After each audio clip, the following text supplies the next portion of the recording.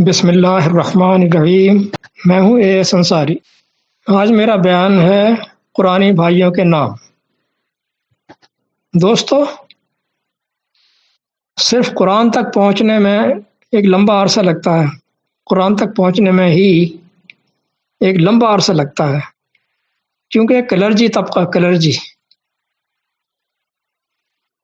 طبقہ یہاں تک پہنچنے نہیں دیتا، بڑی بڑی رکاوٹیں کھڑی کر رکھی ہیں۔ لیکن جو لوگ یہ سفر طے کر کے قرآن تک آ گئے ہیں، انہیں سمجھانا میرے لیے قدرے آسان ہو گیا ہے۔ یہ بنیادی چیز سمجھیں: صوم، صلاۃ، حج، عمرہ، زکوٰۃ، حدود کا نفاذ وغیرہ وغیرہ، یہ سارے کام اسلام کے دائرے کے اندر کے ہیں۔ اسلام ایک دین ہے، اور دین کہتے ہیں نظام زندگی کو، ازم کو۔ باقی کے نظام ہائے زندگی کی رینج صرف دنیا کی زندگی تک ہے، لیکن دین اسلام دنیا اور آخرت دونوں کو بہتر بناتا ہے، دونوں کو ڈسکس کرتا ہے۔ دین اسلام دونوں کی سلامتی، پیس، امن، شانتی کا ضامن ہے، اور دین خالص اللہ کا ہے۔ دین خالص اللہ کا، یہ صرف کہنے کی بات نہیں، یہ بہت بہت گہرائی سے سمجھنا پڑے گا اس کو۔ دین خالص اللہ کا ہے۔ اللہ وارننگ کے لیے آتا ہے، وارننگ، خبردار۔ اللہ للہ الدین الخالص، دین تو خالص اللہ کا ہے۔ 39/3، یعنی اس میں کسی بھی انسان کے قول اور فعل کا دخل نہیں، کسی بھی انسان کے، چاہے وہ کوئی بھی ہو، نبی ہو، رسول ہو۔ بڑے انسان تو یہی ہوتے ہیں نا، باقی تو کچھ ہے ہی نہیں ان کے مقابلے میں، لہذا ان کا بھی نہیں۔ اس میں کسی بھی انسان کا قول و فعل کا کوئی دخل نہیں ہے۔ لا یشرک فی حکمہ احدا، قرآن کہتا ہے 18/26 کہ اللہ تعالیٰ اپنے حکم میں، اپنے احکامات میں، حکموں میں کسی ایک کو بھی شریک نہیں کرتا۔ احدا، دیکھیں کتنا زور دیا گیا ہے، کسی ایک کو بھی نہیں۔ 18/26، ان الحکم الا للہ، پھر الحکم سے پہلے ان آ گیا۔ یہ بھی جو حصر پیدا کر رہا ہے کہ حکم کسی کا نہیں چلے گا سوا اللہ کے اکیلے کے۔ 12/40، تو جب اللہ کسی ایک کو بھی اپنے حکم میں، اپنے احکام میں شریک نہیں کرتا، تو پھر یہ رسول اللہ نے فرمایا، رسول اللہ کے فرامین، یہ کیا چیز ہے؟ یہ بھی سمجھ لیجیے، اور بڑی گہرائی سے سمجھنا پڑے گا۔ قال رسول اللہ، رسول اللہ نے فرمایا، کیا مطلب ہوا؟ اور یہ بھی تو قرآن کی آیت ہی ہے نا۔ دیکھیں، اطیعوا اللہ و اطیعوا الرسول 5/59، اطاعت کرو اللہ کی، اس کے رسول کی۔ اور یہ آیتیں بھری پڑی ہیں، کئی بہت آیتیں ہیں۔ یہ اس کو بہت غور سے سمجھنے کی ضرورت ہے۔ انہی کے نہ سمجھنے اور نہ سمجھنے دینے، نہ سمجھنے اور نہ سمجھنے دینے پر سارا بگاڑ پیدا ہوا ہے۔ یہ اطاعت، رسول کی اطاعت، اللہ کے دین کے نصاب میں نہیں ہے، دین کے نصاب میں نہیں، نصاب تو اللہ تعالیٰ کا ہے۔ یہ اطاعت دین کے انتظامی معاملات میں ہے، انتظامی امور، یعنی نفاذ میں، انتظامی معاملات میں۔ انتظامی معاملات انسان کے ہوتے ہیں، بیس وہ اللہ کی کتاب ہوتی ہے۔ انتظامی معاملات میں اطاعت، اسی لیے اسے رسول کا حکم کہیں نہیں کہا گیا۔ پہلے آپ نے پڑھا نا کہ حکم صرف اللہ اکیلے کا، وہ کسی ایک کو بھی شریک نہیں کرتا، تو پھر رسول کا حکم کیسے آ جائے گا؟ حکم تو ہو ہی نہیں سکتا۔ حکم نہیں، پورے قرآن میں کہیں بھی نہیں کہا رسول کی اطاعت کو اوبے کرنے کے لیے کہ اس کا حکم مانو، حکم نہیں بلکہ اس کو امر کہا گیا ہے، امر ہر جگہ۔ یہ وہ پوائنٹس ہیں جو بڑے گہرائی سے سمجھنے کے ہیں۔ قرآن میں کسی ایک جگہ بھی رسول کی اطاعت کرنے کو اس کا حکم ماننا نہیں کہا گیا، ایک جگہ بھی۔ میں صرف ایک حوالہ دے رہا ہوں سر دست۔ قرآن کے اندر آتا ہے کہ لوگوں کو ڈرنا چاہیے کہ جو اس کے رسول کے امر کی مخالفت کرتے ہیں کہ وہ کسی مصیبت میں نہ پڑ جائیں۔ ان امر ہی الفاظ ہیں، ان امر ہی 24 کی 63 آیتیں نکال کر پڑھا کیجیے، 24 کی 63۔ لیکن تمام مترجمین نے یہاں ترجمہ حکم ہی کیا، سب نے، ون ٹو آل، سب نے۔ ان کو اتنا شعور نہ آیا کہ یہ اللہ تعالیٰ تو امر کہہ رہا ہے، یا آپ نے حکم کیسے لگا دیا؟ حکم تو کسی کا چلتا ہی نہیں ہے۔ تمام نے، پرویز صاحب نے بھی اس کو نہ سمجھا، اور حکم عدولی، اس کو حکم عدولی حکم، اس کو عدولی حکم کہہ گئے، حکم کے یعنی کہ حکم کے خلاف ورزی یہ کہہ گئے۔ حالانکہ اللہ کے بندوں پر دوسرے بندوں کا حکم چلنا کھلا شرک ہے۔ اب حوالے سنیے، 6 کی 62، 6 کی 57، 18 کی 26 اور 12 کی 40۔ دیکھیں 4 آیات میں نے رکھی ہیں، اس کے علاوہ بھی ہیں۔ یہ الفاظ کی باریکیوں کو نہ سمجھنا یہ تو بگاڑ کا سبب بنتا ہے۔ قرآن نے کوئی لفظ استعمال کیا، آپ نے کچھ اور کر دیا، ہو گئی ساری گڑبڑ۔ الفاظ تو بڑے چن چن کر رکھتا ہے اللہ تعالیٰ، چن چن کر۔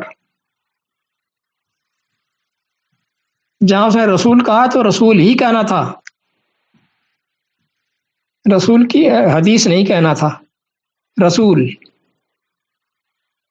نہ کتاب کہنی تھی کہ رسول کی جگہ کسی کتاب کو رکھ دیا، رسول کی جگہ کچھ اور کہہ دیا، مرکز ملت کر دیا۔ کیوں بھائی، کیوں؟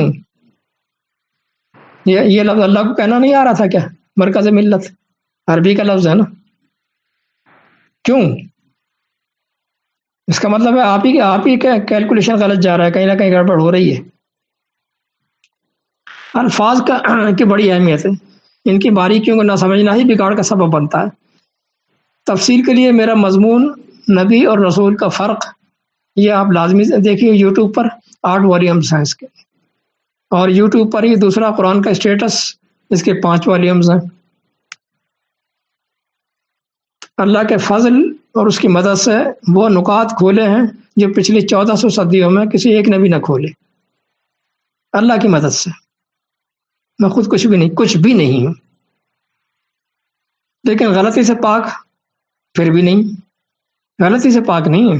غلطی سے پاک تو صرف میرے رب کی ذات ہے، غلطیاں ہوں گی اس میں، آپ کو ٹریس کرنا پڑے گا قرآن سے ٹیلی کر کے۔ میں نے تو کوشش کی ہے اپنی پوری، غلطی سے پاک نہیں، وہ صرف اللہ کی ذات ہے۔ لیکن اس کو بہانہ بنا کر، اس بات کو بہانہ بنا کر میری بات کو رد کر دیا جائے کہ غلطی خود ہی کہہ رہے ہیں، غلطی بھائی غلطی تو ہر ایک سے ہوتی ہے، لیکن غلطی بتائیں بھی تو صحیح نا، قرآن سے ٹیلی کر کے۔ غلطی اور صحیح کی کسوٹی قرآن ہے، یہ ہے کسوٹی، اس پر پرکھ کر دیکھیں، صحیح ہے تو مانیں، غلط ہے تو چھوڑ دیں۔ اس میں میری بات کی کیا تخصیص ہے؟ چاہے میری بات ہو یا نریندر مودی کی ہو، بڑے سے بڑے علامہ کی ہو یا کھڈا کھودنے والے مزدور کی، اس سے کیا فرق پڑتا ہے؟ لوگ شخصیت پرستی میں ملوث ہیں، اور میرے حساب سے مجھے ایک بھی نہ ملا جو کسی نہ کسی طرح اس مرض میں مبتلا نہ ہو، میری اپنی تحقیق کے مطابق۔ مجھ سمیت ابھی کچھ عرصے سے بات روز روشن کی طرح آیا ہو گئی کہ الحمدللہ سب سے بڑا بت شخصیت کا بت ہے۔ ہم خود بھی بت پرستی میں ملوث تھے، شخصیات کی، لیکن اس حد تک نہیں۔ متاثر ضرور ہو جایا کرتے تھے. سب سے بڑا بت شخصیت کا بت ہے، شخصیت کا بت، اور قرآن نے اس کا گلا گھونٹ دیا، اس بت کا ٹکڑے ٹکڑے کر دیا، پاش پاش کر دیا. لوگوں کا حال یہ ہے کہ جو کسی کے مخالف ہے وہ مخالفت میں حدود کراس کر جائے گا، اور جو مطابقت میں ہے وہ مدثرائی میں زمین و آسمان ایک کر دے گا.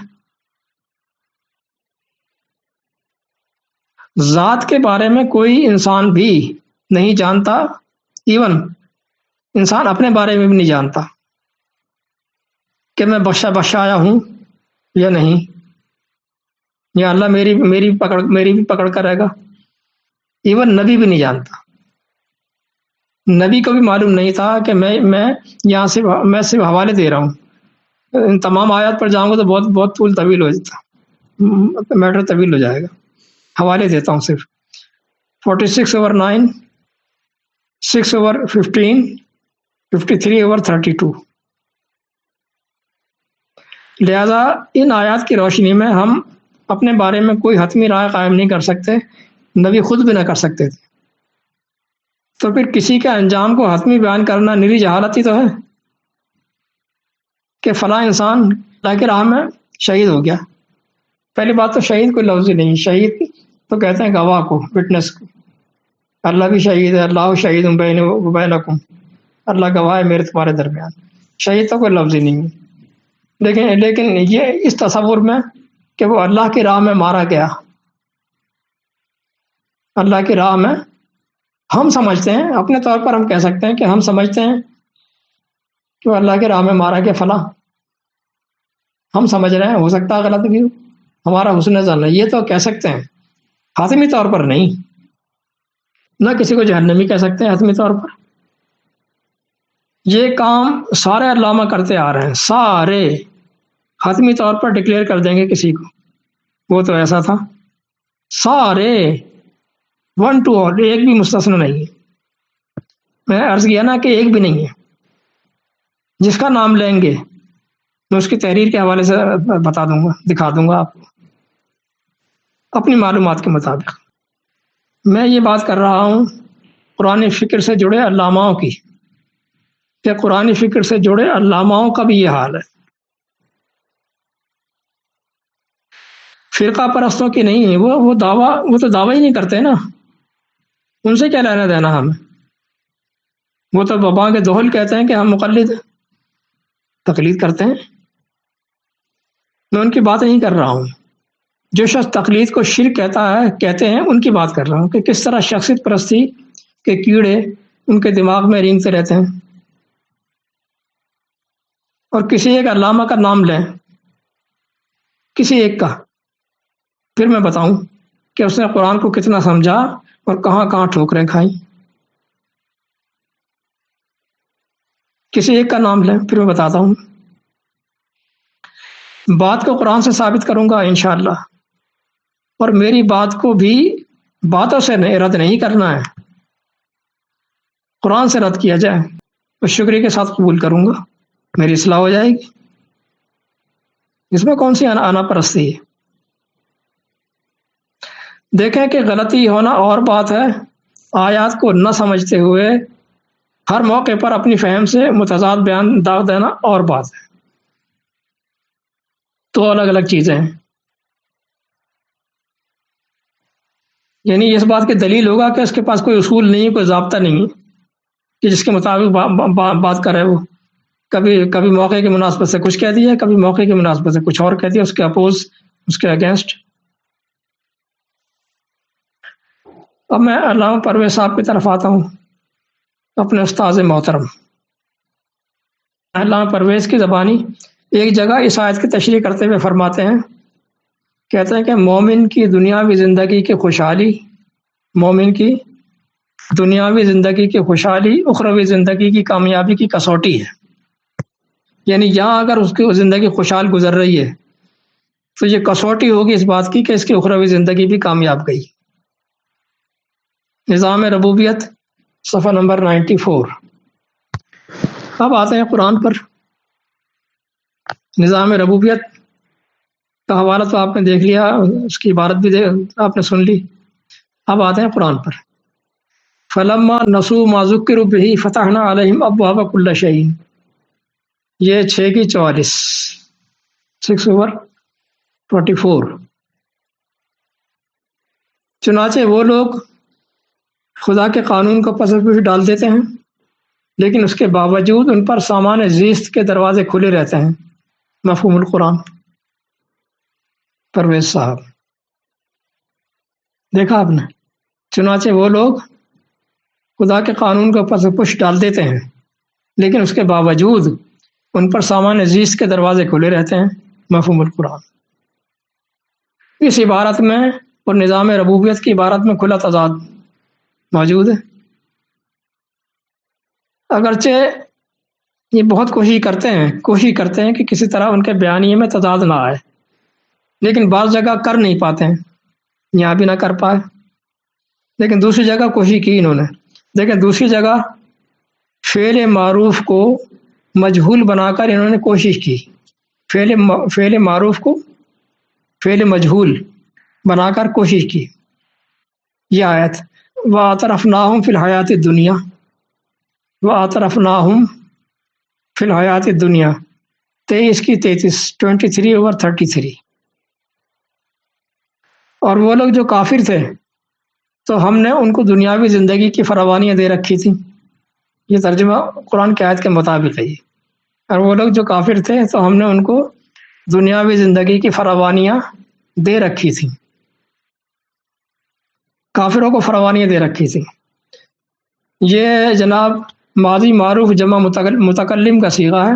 ماضی معروف جمع متکلم کا صیغہ ہے اطرفنا. اللہ کہہ رہا ہم نے کر رکھا تھا یہ کام. پرویز صاحب نے اس کو مجہول بناتے ہوئے مجہول بنا دیا. کہہ دیا کہ جنہیں زندگی کی فراوانیاں حاصل تھیں، جنہیں زندگی کی فراوانیاں حاصل تھیں. قرآن نے فعل معروف بیان کیا، لیکن علامہ کو پسند نہ آیا، انہوں نے اسے مجہول بنا دیا. لیکن ہاتھ پھر بھی کچھ نہ آیا. عبارت تو پھر بھی بتا رہی ہے کہ آپ کے اس بیانی میں اور جی نظام ربوبیت کے بیانی میں بڑا فرق تضاد ہے. سراسر ایک دوسرے کی ضد پر کھڑے ہیں. یہ سوچ کر بتائیں کیا اسے غلطی کہتے ہیں؟ کیا اسے ہی غلطی کہتے ہیں یا کچھ اور کہتے ہیں؟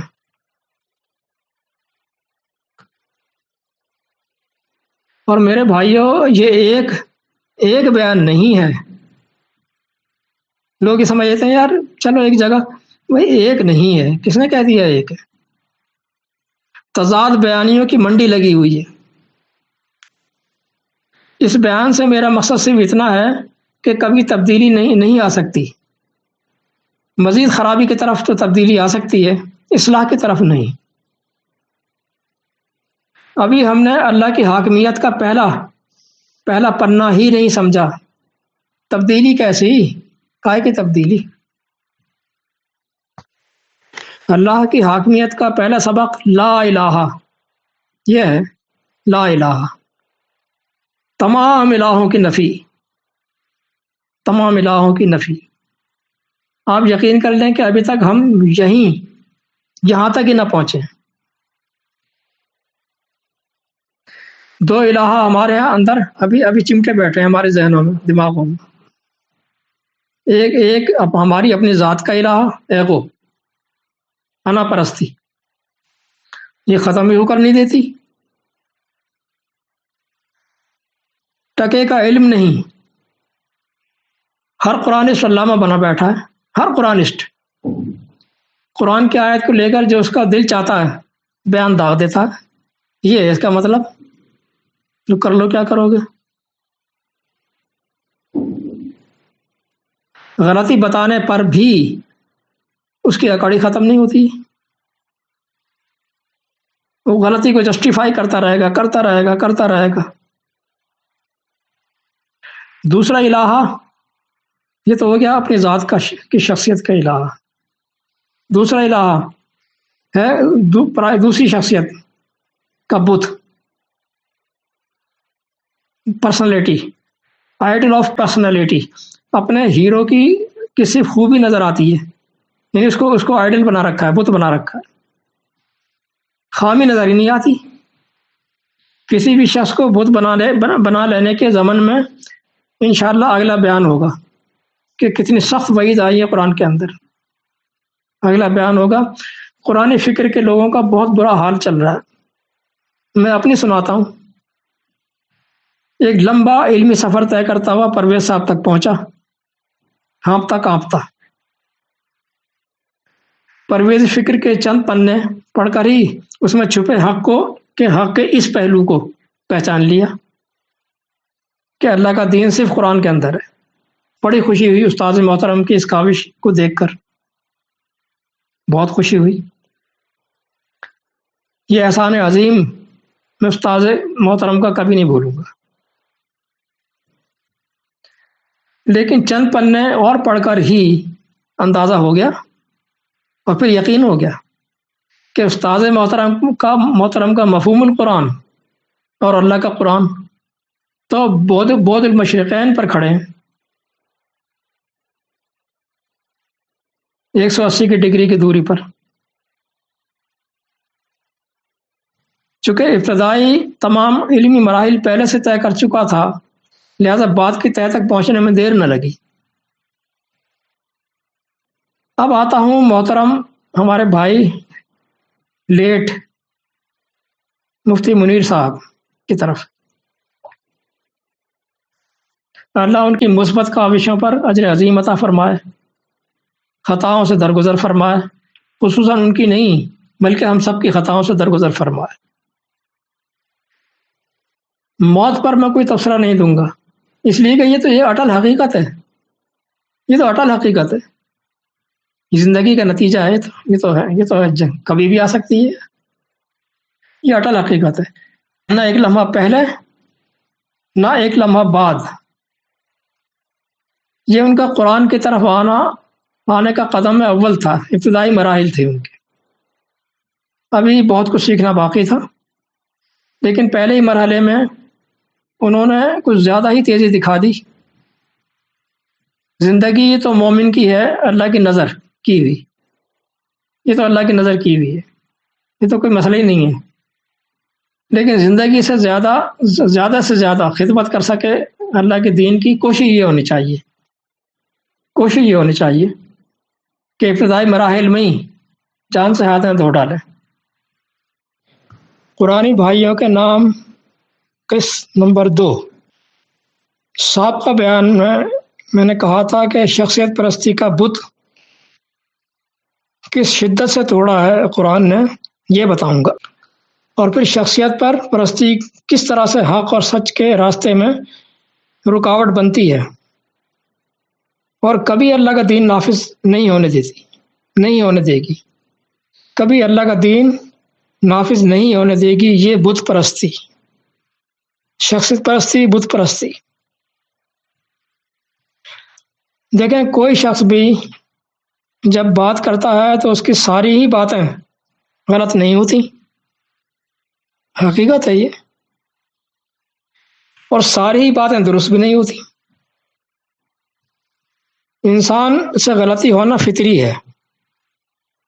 اب یہ غلطی بھی 2 طرح کی ہوتی ہے، ایک انجانے میں، ایک جان بوجھ کر۔ جان بوجھ کر کرے تو وہ شخص تو بہت خطرناک ہے، وہ تو اپنے کسی مذموم ارادے کی تکمیل کے لیے ایسا کر رہا ہے، اور انجانے میں کوئی بھی کر سکتا ہے، یہ تو کسی سے بھی ہو سکتی ہے۔ بس آپ نے اس کی غلطی میں پیروی نہیں کرنی، ہم نے اس کی غلطی میں پیروی نہیں کرنی۔ جو جان بوجھ کر رہا ہوتا ہے تھوڑی دیر میں ہی اندازہ ہو جاتا ہے، اگر آپ غور و فکر کریں گے تو، اور کرنا چاہیں گے تو اندازہ ہو جاتا ہے کہ یہ جان بوجھ کر رہا ہے۔ وہ اپنی بات اس ڈھنگ سے رکھتا ہے، فریب کاری کو الفاظ کے پردوں میں چھپاتا ہے، اپنی فریب کاری کو الفاظ کے پردوں میں چھپاتا ہے، جسے لفاظی کہتے ہیں۔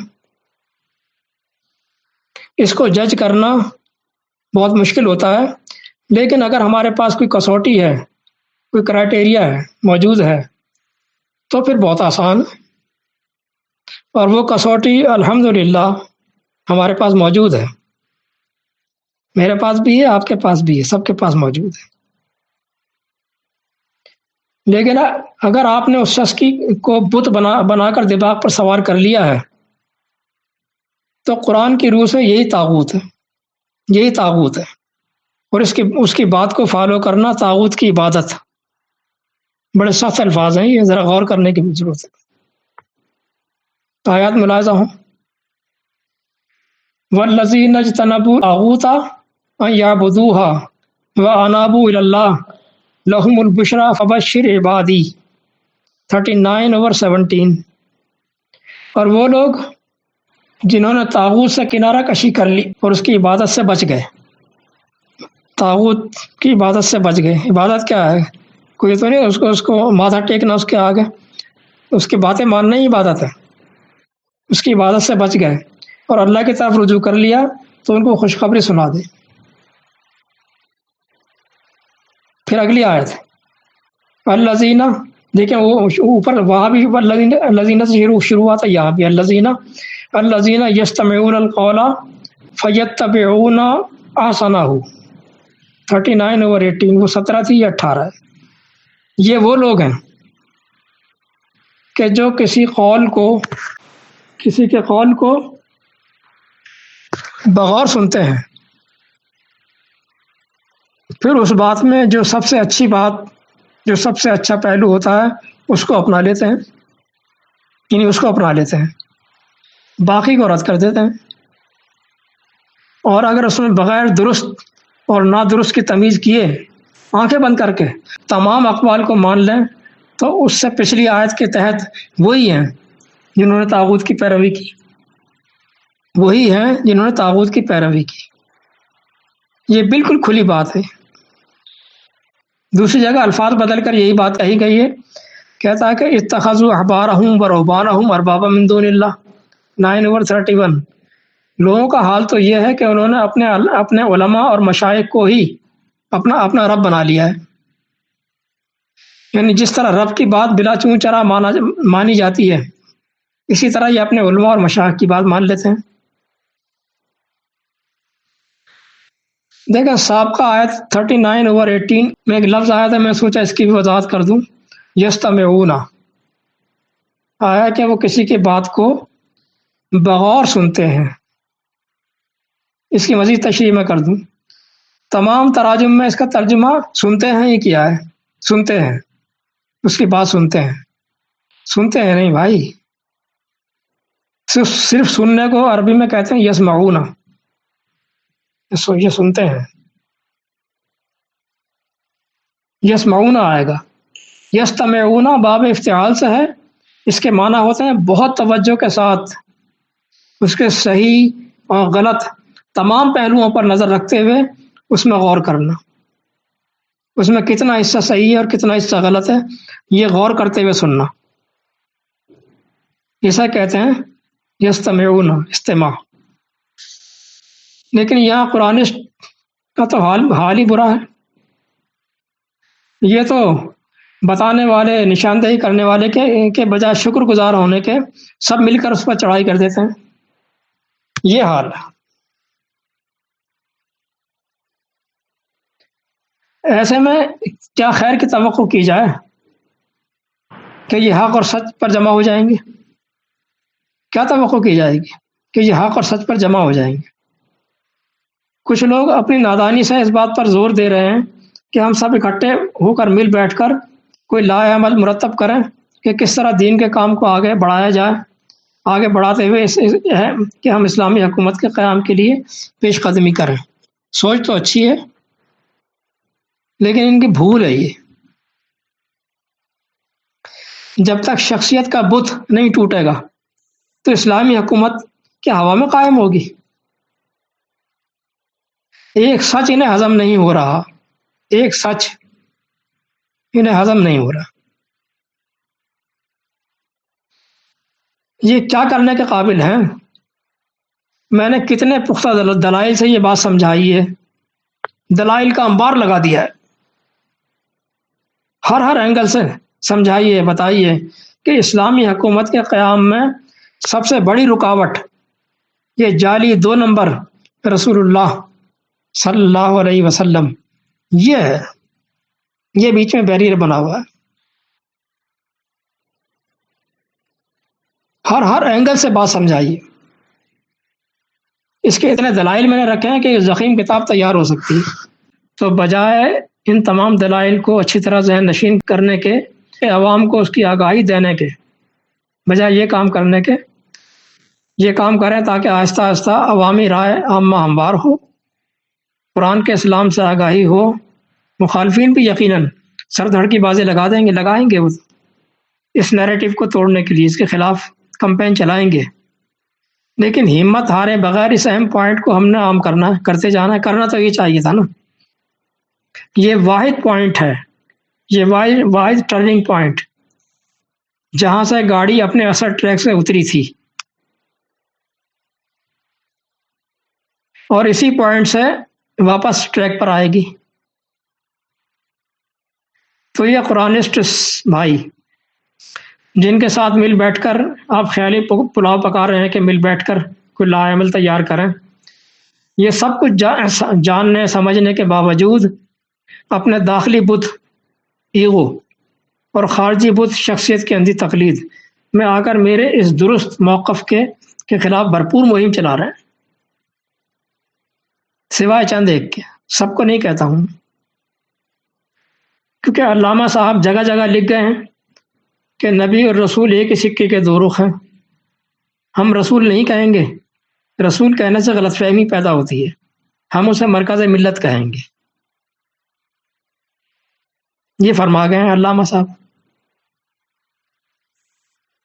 یہ اس بات کا جواب دینے سے قاصر ہیں کہ اگر رسول کہنے سے غلط فہمی پیدا ہوتی ہے تو اللہ نے یہ غلط فہمی پیدا کرنے کے لیے جگہ جگہ رسول کی اطاعت کیوں کہہ دیا؟ یہ کام تو وہ خود کر رہا ہے، غلط فہمی پیدا کروا رہا ہے۔ نعوذ باللہ، استغفر اللہ۔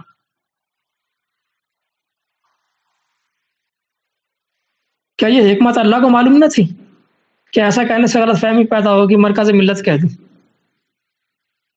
عجیب کام ہے۔ یہ کبھی اس کا جواب نہیں دے پائیں گے ٹو دا پوائنٹ آ کر کہ یہ اس میں یہ حکمت تھی، اللہ نے اس لیے کہا اور پرویز صاحب نے اس لیے اس کو مرکز ملت کہہ دیا، اللہ سے یہاں چوک ہو گئی، بھول ہو گئی، معاذ اللہ۔ کبھی اس کا جواب نہیں دے پائیں گے۔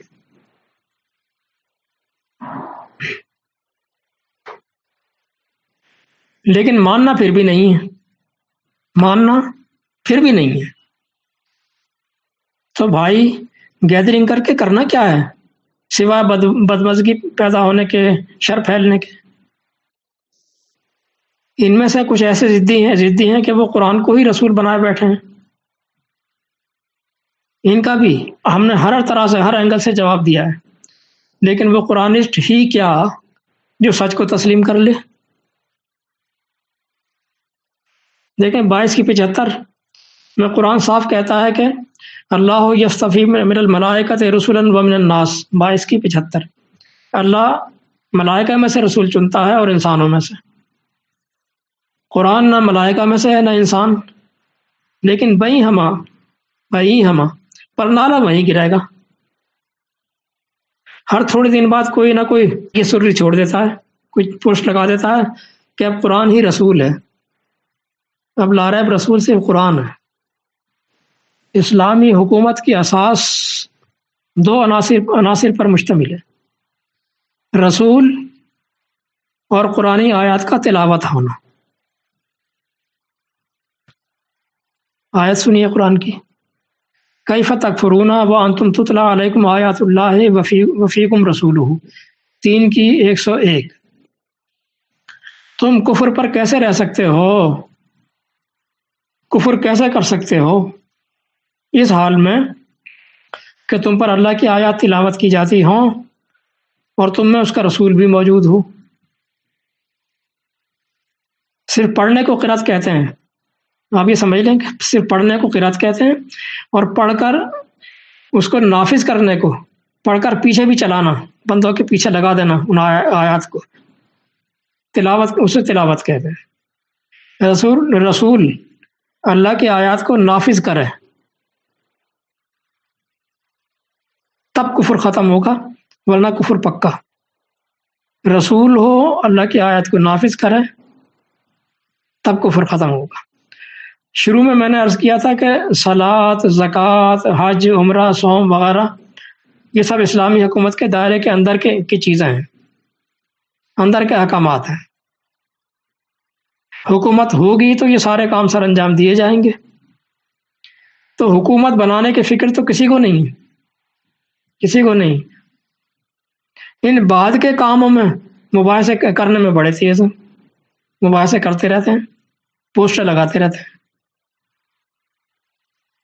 مکان ہے نہیں، اس میں سجاوٹ کے لیے پردے خریدنے چل پڑے، اس میں لگانے کے لیے فانوس تلاش کر رہے ہیں، رنگ روغن کیسا کرنا ہے اس پر مباحثے ہو رہے ہیں، فضول میں پوسٹر لگاتے رہتے ہیں، آیات کے متضاد بیانات مارکیٹ میں لاتے رہتے ہیں۔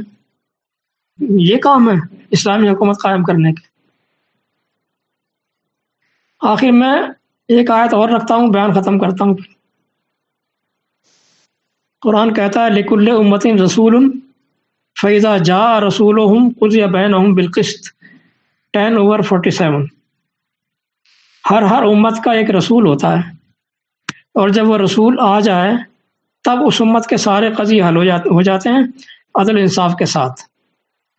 سارے مسائل کا حل رسول۔ اب اس میں جو لفظ اذا آیا ہے اس کی بحث، از اور اذا کا فرق۔ از اور اذا، دیکھیں اس میں اذا ہے نا، لِكُلِّ أُمَّةٍ رَسُولٌ فَإِذَا جَاءَ رَسُولُهُمْ، لہذا یہ فرق میں بتا دوں کہ از اور اذا کا فرق، یہ دونوں الفاظ ظرف زمان کہلاتے ہیں۔ اس فرق کے ساتھ کہ از میں وقت کی ابتدا کا مفہوم ہوتا ہے، اس کا ترجمہ ہوگا جس وقت یا جب کہ، اور اذا میں کسی معین وقت کا مفہوم نہیں ہوتا، یہ ماضی، حال اور مستقبل سب پر لگتا ہے، اس کا ترجمہ ہوتا ہے جب بھی یا جب بھی کبھی۔ آیت کا مفہوم ہوگا، مطلب ہوگا کہ جب بھی کبھی کسی قوم کا رسول آ جائے تو اس کے سارے مسائل حل ہو جاتے ہیں۔ تو قرآن کی روح سے مسائل کا حل، مسائل کی جو چابی تھی اسی کی مخالفت پر کمر باندھی ہوئی ہے اس قرآنسٹ قوم نے۔ یہ بات میں نے مفتی منیر شاکر صاحب کو بھی سمجھائی تھی، وہ سمجھ بھی گئے تھے، وہ تسلیم کیا تھا، کر لیا تھا، لیکن وہ کہتے ہوئے گھبراتے تھے بیچارے۔ دیکھیں سچ بات کو نہ چھپایا جائے، بالکل بھی۔ کوئی مائی کا لال میری جان لے نہیں سکتا جب تک کہ لکھی ہوئی نہیں ہے، اور جب لکھی ہوئی جس لمحے جانی ہے کوئی مائی کا لال بچا نہیں سکتا۔ سچ بات کہیں، کھل کر کہیں، لیکن کہیں ضرور دامن بچا کر، کہیں ضرور، چھوڑے نہیں دامن بچا کر، اس لیے کہ ہم نے کام کرنا ہے، اور جان تو دینی ہے، لیکن دینے سے پہلے جتنا زیادہ کام کر جائیں تو اچھا ہے نا۔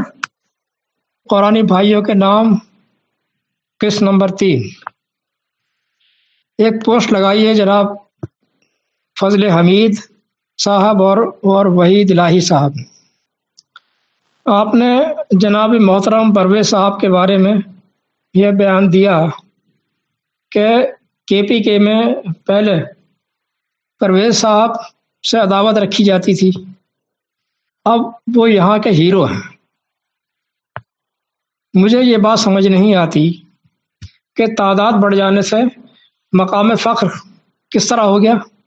تعداد بڑھ جانا یہ مقام فخر کس طرح ہو گیا؟ یہ مجھے سمجھ نہیں آتا۔ کیا میجورٹی اور کراؤڈ حق کا معیار ہے؟ یہ حق کا معیار ہے؟ اگر یہی حق کا معیار ہے تو پھر جو ہے یہ TLP کے متعلق کیا خیال ہے؟ TLP اس کے حق کے مقابلے میں تو آپ کا حق کسی گنتی میں ہی نہیں ہے۔ ان کے مقابلے میں تو کسی گنتی میں ہی نہیں ہے۔ برادران، کچھ عقل کی بات بھی کر لیا کیجیے۔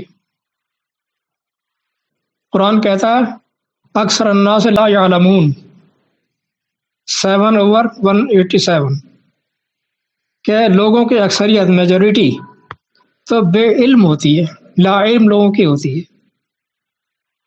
دوسری جگہ کہتا ہے اکثرهم یجہلون، اکثرهم یجہلون 6 کی 111 کہ اکثریت تو جاہل لوگوں کی ہوتی ہے۔ دیکھ رہے ہیں آپ، دیکھیں ان تمام آیات میں اسم کی سپرلیٹو ڈگری استعمال ہوئی ہے، تفضیل کل جسے کہتے ہیں، سپرلیٹو ڈگری۔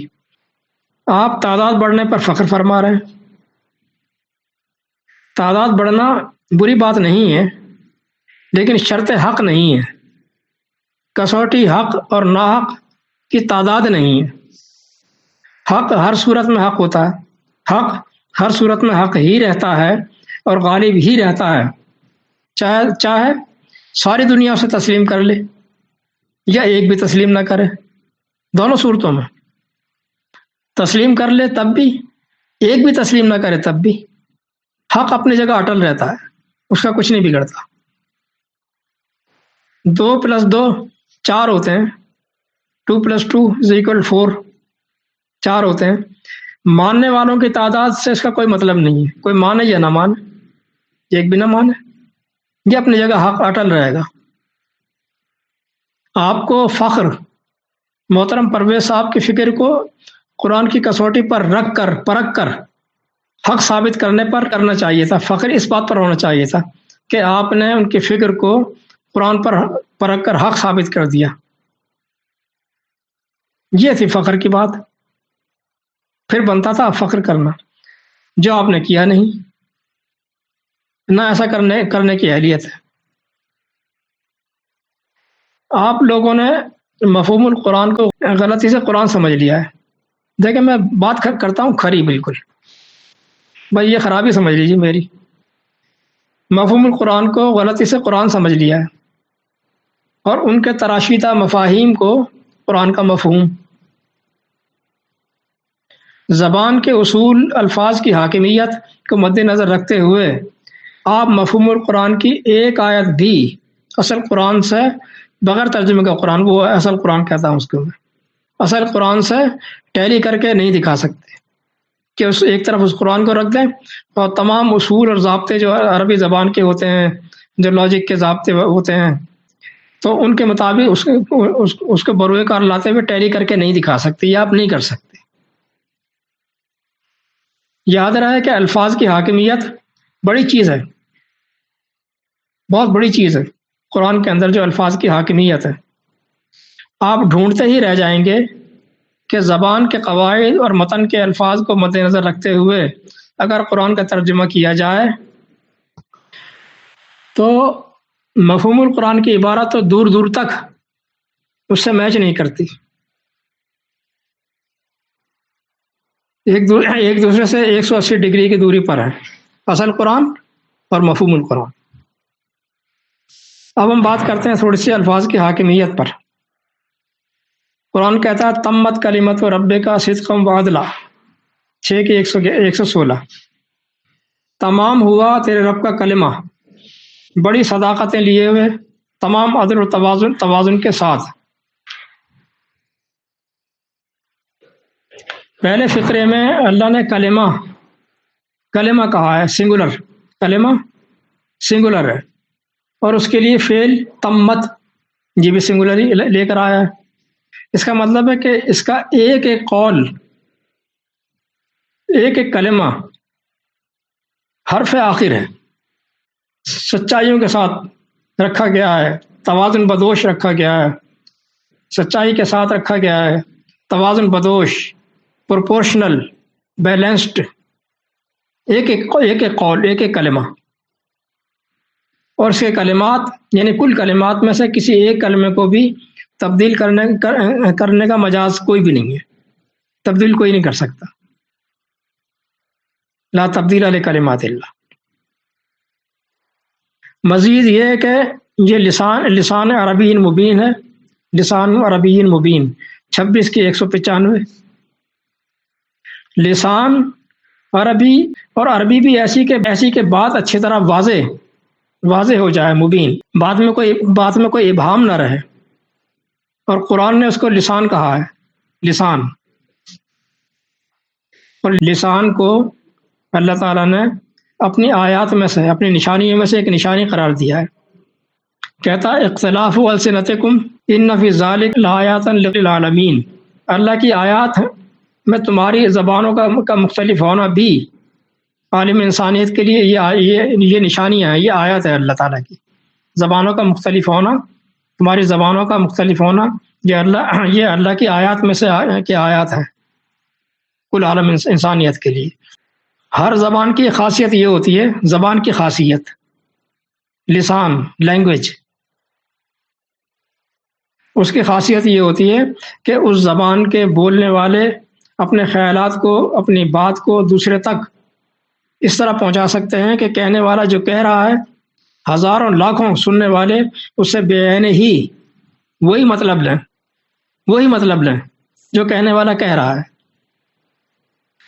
ورنہ اگر کہنے والا کہہ رہا ہے کہ میں جاؤں گا، سمجھنے والا سمجھ رہا ہے کہ گیا تھا، وہ فیوچر کی بات کر رہا ہے، یہ پاسٹ میں لے گیا، سمجھنے والا سمجھ رہا ہے کہ گیا تھا۔ کہنے والا کہہ رہا ہے گدھا، سننے والا سمجھ رہا ہے گھوڑا۔ کہنے والا کہہ رہا ہے رسول، سمجھنے والا سمجھ رہا ہے کتاب۔ یہ تو لسان کی تعریف میں آتا ہی نہیں ہے، چاہے جائے گا لسان مبین کہنا اس کو۔ کہنے والا فعل معروف میں کہہ رہا ہے، سمجھنے والا اسے فعل مجہول میں سمجھ رہا ہے، بنا دے اس کو۔ اب اس کی 3 صورتیں ہو سکتی ہیں۔ نمبر 1 یہ کہ وہ زبان کہلانے کی حقدار ہی نہیں، کہ جہاں ایسا ہو، کہنے والا کچھ کہہ رہا ہے، سمجھنے والا کچھ سمجھ رہا ہے، ایک کچھ اور سمجھ رہا ہے، دوسرا کچھ اور سمجھ رہا ہے، وہ زبان ہی نہیں ہے، وہ تو محمل کلمات ہیں وہ۔ نمبر 2 یہ کہ سننے والا وہ زبان جانتا ہی نہیں ہے۔ نمبر 2 یہ ہو گیا، سننے والا وہ زبان جانتا ہی نہیں ہے، یا اگر جانتا تو تھوڑی بہت جانتا، سمجھ نہیں پا رہا اس کو۔ اور نمبر 3 یہ کہ وہ کہنے والا جو ہے، جو کچھ کہہ رہا ہے اپنے مقاصد حاصل کرنے کے لیے فریب کاری کر رہا ہے، یعنی وہ سمجھ تو رہا ہے کہ کہنے والے نے کیا کہا ہے، لیکن اس میں چھل فریب کرتے ہوئے اس میں جو ہے وہ ہیرا پھیری کر رہا ہے، اپنے مقاصد حاصل کرنے کے لیے فریب کاری کر رہا ہے۔ یہ 3 صورتیں ہیں۔ ورنہ تو لسان، زبان، لینگویج، اس کی یہی تو خصوصیت ہے کہ کہنے والا، لکھنے والا، اور اسے سننے والا اور پڑھنے والا بے عین ہی وہی مطلب لے جو جس نے کہنے والے نے کہا ہے، لکھنے والے نے لکھا ہے، اور ایک نہیں بلکہ جو پڑھے اور جو لکھے اور جو سنے وہ سب ایک ہی مفہوم اور مطلب لے، اسے کہتے ہیں زبان۔ اور پھر عربی زبان تو وہ خود مبین ہے، مبین، پھر اوپر سے مستضاد یہ کہ یہ قرآن کی زبان ہو، ایک تو عربی، پھر اوپر سے مبین، پھر اوپر سے قرآن کی زبان، جس کا ایک ایک لفظ چن کر رکھا گیا ہے، چن کر رکھنے والا بھی اللہ، چن کر اللہ نے ہر لفظ اپنی جگہ پہاڑ کی طرح اٹل رکھا ہے اس کے اندر۔ ہم اس کی جگہ اس کا ایکویلنٹ کوئی دوسرا لفظ بھی نہیں رکھ سکتے، لیکن ہمارے بابا جی نے کیا کیا، یہ ان تمام باتوں کی خلاف ورزیاں کی ہیں انہوں نے، تمام کی، اور جی بھر کے کی ہیں، مفہوم کے پردے میں۔ مفہوم یعنی کسی آیت کا وہ مفہوم جو انہوں نے لیا، کسی آیت کا وہ مفہوم جو انہوں نے لیا۔ آیت کے الفاظ کی جو اہمیت تھی وہ تو اسی وقت ختم ہو گئی، پھر الفاظ کی اہمیت کیا بچی؟ وہ تو آپ نے ڈیپینڈ کر لیا ان کے اوپر، وہ تو وہیں ختم ہو گئی۔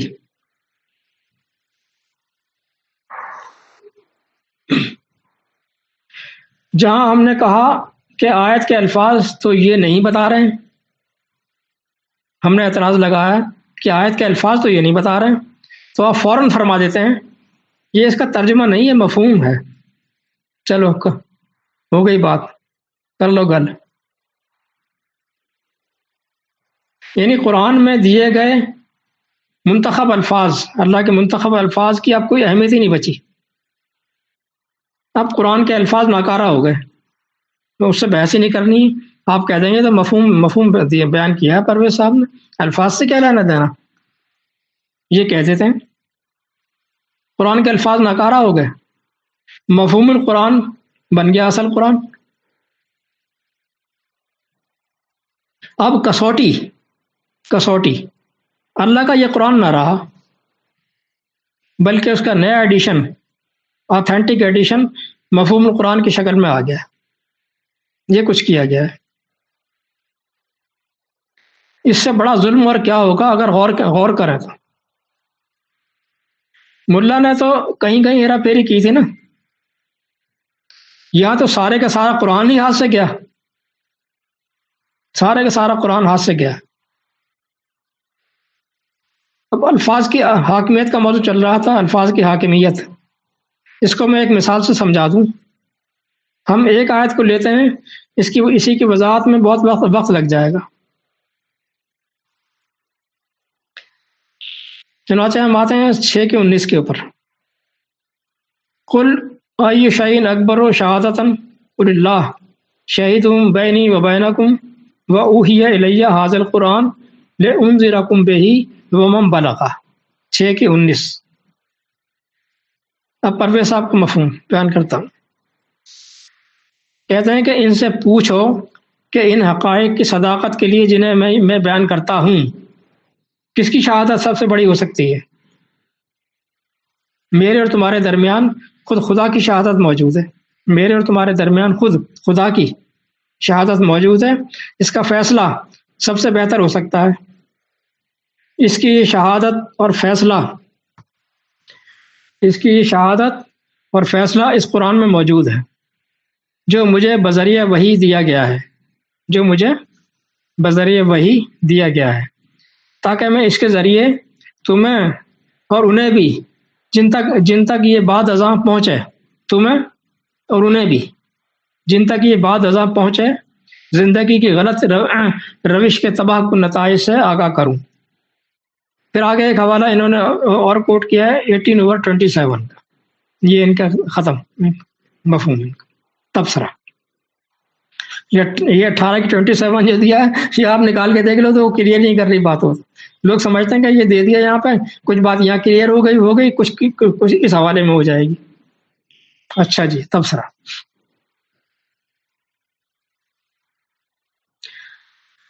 اس آیت کی ساری خصوصیت ڈھیر ہو گئی پرویز صاحب کے اس مفہوم سے۔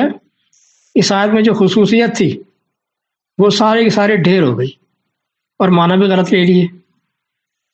الفاظ کی حاکمیت اور ضابطوں کی خلاف ورزی کی وجہ سے کیا ہوا، ذرا میں سمجھاتا ہوں، میں بتاتا ہوں۔ اس آیت کی خصوصیت یہ تھی کہ صاحب وحی نے یہ بتانا تھا کہ مجھ پر صرف یہ قرآن وحی کیا گیا ہے، صرف اوحی الیہ ھذا القرآن۔ اصول یہ ہے کہ معرف باللام سے پہلے اگر اس میں اشارہ آ جائے، معرف باللام سے پہلے اگر اس میں اشارہ آ جائے تو وہ جملے میں حصر پیدا کرتا ہے کہ مجھ پر صرف یہ قرآن وحی کیا گیا ہے۔ اگر جملے سے ھذا نکال دیں، ھذا، اس میں اشارہ جو ھذا لگا ہوا ہے نکال دیں، تب اس کا مطلب ہوگا کہ مجھے یہ قرآن بذریعہ وحی دیا گیا، مجھ پر یہ قرآن وحی کیا گیا۔ اوحی الی القرآن، اوحی الی القرآن، ھذا نکال دیا، مجھ پر یہ قرآن وحی کیا گیا ہے۔ اس میں سے صرف اونلی یہ غائب ہو گیا، ھذا نکالنے سے یہ غائب ہو گیا۔ لیکن جب القرآن سے پہلے ھذا لگ جائے گا، القرآن جو معرف باللام، اس سے پہلے ھذا لگ جائے گا، تب اس میں اونلی کا مفہوم آئے گا، نکلے گا، جو پرویز صاحب کھا گئے۔ بلکہ الفاظ کی حاکمیت سے صرف صرف نظر کرنے سے اور بھی خرابیاں بہت ساری اس میں آ گئی ہیں، جنہیں میں زیر بحث نہیں لا رہا ہوں، لاؤں گا تو بہت بات طویل ہو جائے گی۔ گویا کہ آیت کا صرف اتنا ٹکڑا روایات کی عمارت کو ڈھیر کرنے کے لیے کافی تھا، روایات کی پوری عمارت کو ریت کا ڈھیر بنا دیتا۔ مذاکرے، مباحثے، کتابیں لکھنے کی ضرورت ہی نہیں ہے، یہ آیت کا اتنا ٹکڑا کافی تھا کہ مجھ پر صرف یہ قرآن وحی کیا گیا ہے، بات ہی ختم ہو گئی، دوسرا کوئی چیز وحی کی ہی نہیں گئی، ساری بحثیں بیکار ہو گئی، ساری کتابیں لکھنا بیکار ہو گیا۔ قرآن تو اس طرح سے 100 سونار کی اور 1 لوہار کی کرتا ہے۔ یہ تو غلطی کی پرویز صاحب نے۔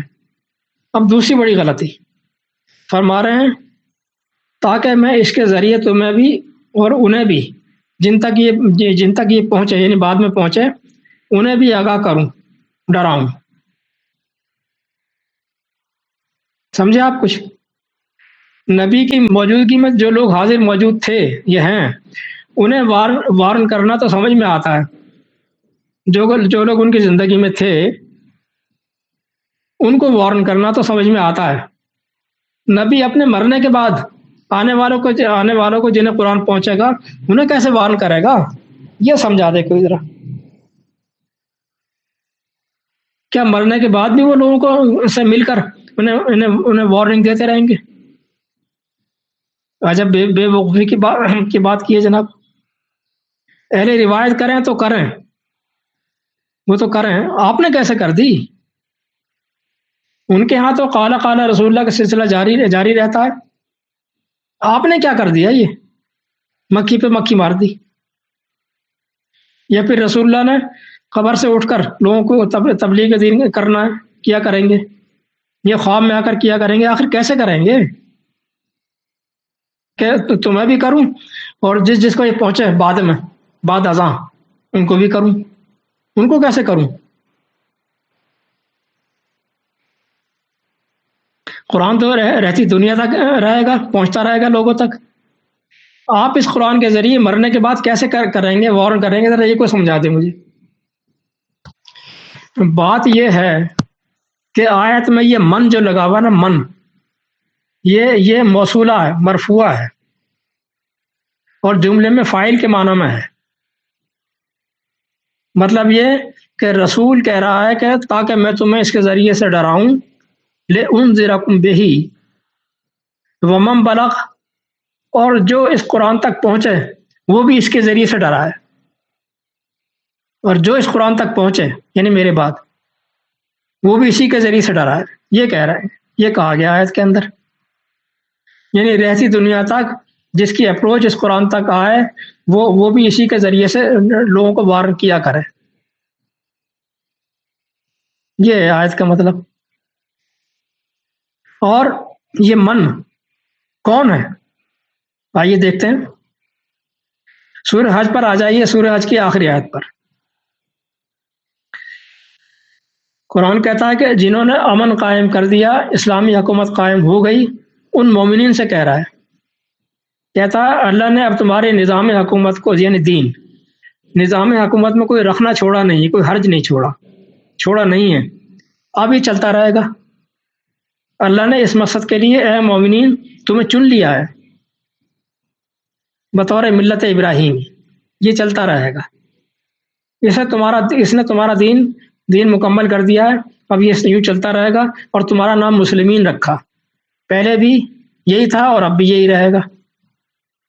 لِيَكُونَ الرَّسُولُ شَهِيدًا عَلَيْكُمْ، تاکہ الرسول تمہارا نگراں بن کر رہا کرے گا۔ یکون ماضی یہ مضارع ہے جو حال مستقبل میں چلتا ہے، یعنی اب بھی چل رہا ہے اور ایسے ہی چلے گا۔ لِيَكُونَ الرَّسُولُ شَهِيدًا عَلَيْكُمْ، رسول تمہارا نگراں ہوا کرے گا، بن کر رہے گا۔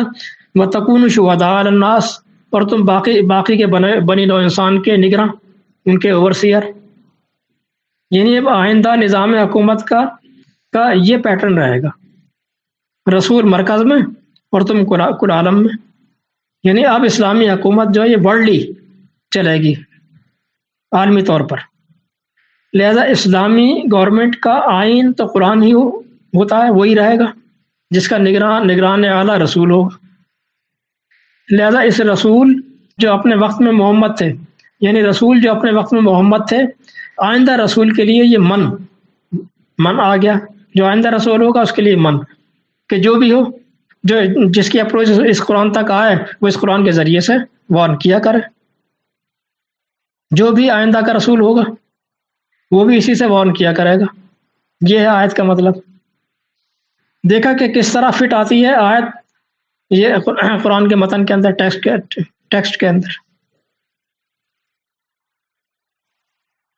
بس میرا مقصد صرف اتنا ہے کہ محترم پرویز صاحب کا یہ احسان عظیم تھا کہ وہ ہمیں روایات کے چنگل سے نکال گئے، کاٹ گئے.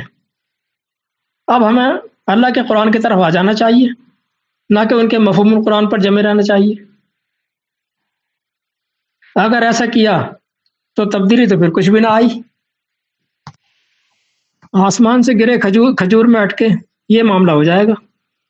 قرآن کی روح سے پہلا اتحاد قرآن پر، قرآن کی روح سے پہلا اتحاد قرآن پر، یہ اتحاد اصولی ہوگا. دوسرا اتحاد رسول پر، تب حکومت قائم ہو جائے گی، تب حکومت قائم ہو پائے گی.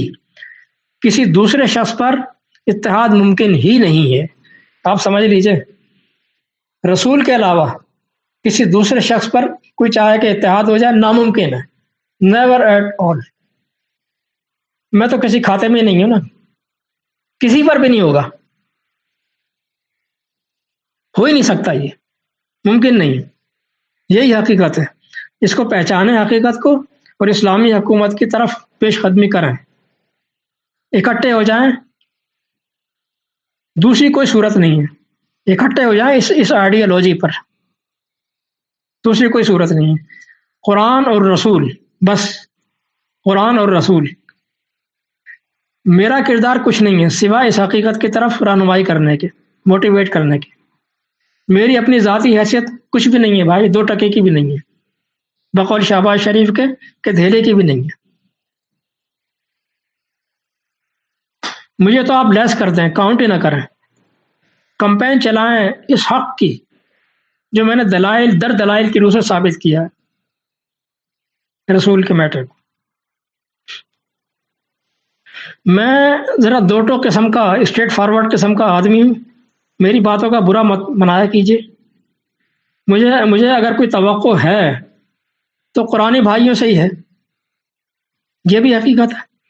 لاکھ اختلافات کے باوجود حقیقت تو یہی ہے. فوکس کیجیے کرنٹ افیئرس پر، نہ کہ ان باریک معاملات میں الجھنا، مباحثے کرنا، بلا وجہ کے پوسٹیں لگانا جن کا اصل مقصد سے کوئی لینا دینا نہیں ہے. رسول والا میٹر اتنا بنیادی ہے کہ رسول کے بغیر اللہ کی اطاعت بھی ممکن نہیں. یہ تو آپ کو سمجھ لینا چاہیے تھا اب تک. من یطیع الرسول فقد اطاع اللہ. جس نے رسول کی اطاعت کی تب پھر اس نے اللہ کی اطاعت کی. اب رسول ہی نہیں ہے تو اللہ کی اطاعت کیسے، اور پھر حکومت کیسے؟ کون سی اسلامی حکومت؟ من یطیع الرسول فقد اطاع اللہ 4/80. رسول کے بغیر کفر ہی کفر ہے. کیف تکفرون وانتم تتلی علیکم آیات اللہ وفیکم رسولہ 3 کی 101. کہ تم کفر کیسے کر سکتے ہو، کفر میں کیسے رہ سکتے ہو اس صورت میں، اس حال میں کہ تم پر اللہ کی آیات تلاوت کی جاتی ہیں. پڑھنے کی بات نہیں ہے، نافذ کی جاتی ہو. نافذ کون کرے گا؟ رسول. وفیکم رسولہ، اور تمہارے درمیان اس کا رسول موجود ہو، پھر کفر سے بچا جا سکتا ہے، ورنہ کفر. 3 کی 101. رسول کی اہمیت کو سمجھنا آئیڈیالوجی کی بنیاد ہے. یہ آئیڈیالوجی ہے، یہ چھوٹی موٹی بات نہیں ہے. کیونکہ اللہ کی اطاعت اسی سے مشروط ہے، اور اللہ کی اطاعت تو آئیڈیالوجی کی بنیاد ہے نا، سب سے پہلی بنیاد ہے یہ تو، اور رسول سے مشروط ہے وہ. لہذا پہلے آئیڈیالوجی پر متفق ہوں تاکہ آپ ایک امت بن سکیں. امت وہ ہوتی ہے جو کسی آئیڈیالوجی پر کھڑی ہو، ورنہ قوم ہے، وہ امت نہیں ہے. پہلے اس بنیادی آئیڈیالوجی پر آنا پڑے گا امت، تاکہ امت بن سکے. امت آئیڈیالوجی پر بنتی ہے. پھر اس کے بعد پھر لکل امت رسول 10/47، پھر ہر امت کے لیے ایک رسول ہوتا ہے. یہ دوسرا مرحلہ ہے، ہر امت کا ایک رسول ہوتا ہے. پھر دوسرا مرحلہ یہ ہوگا کہ رسول کا چناؤ. پہلے ایک آئیڈیالوجی پر لوگ کھڑے ہو جائیں، آپ سب لوگ ڈٹ کر کمپین چلائیں. پھر جب ایک اچھی خاصی تعداد ہو جائے گی، دوسرا مرحلہ اپنے انتظامی معاملات کے لیے رسول کا چناؤ ہوگا. یہ دوسرا ہے لکل امت رسول. پھر آگے فَإِذَا جَاءَ رَسُولُهُمْ قُضِيَ بَيْنَهُمْ بِالْقِسْطِ 10/47، وہی آیت ہے. پھر جب امت کا رسول آ جائے گا، چن لیا جائے گا، تب پھر سارے معاملات درست ہو جائیں گے اور سب عدل کے ساتھ چلنا شروع ہو جائے گا. گویا کہ پھر اسلامی حکومت قائم ہو جائے گی، یعنی اسلامی حکومت قائم ہو جائے گی. یہ ترتیب بنتی ہے. لہذا آئیڈیالوجی پر متفق ہوں، متحد ہوں، کسی شخصیت پر آپ ہو ہی نہیں سکتے. یہ پہلا مرحلہ ہوگا کہ رسول کا عہدہ نہایت ضروری ہے. اس کو آپ علمی بنیادوں پر سمجھ لیجیے، اس کی کمپین چلائیے. چلیے اب اکتفا کرتا ہوں اسی پر. والسلام.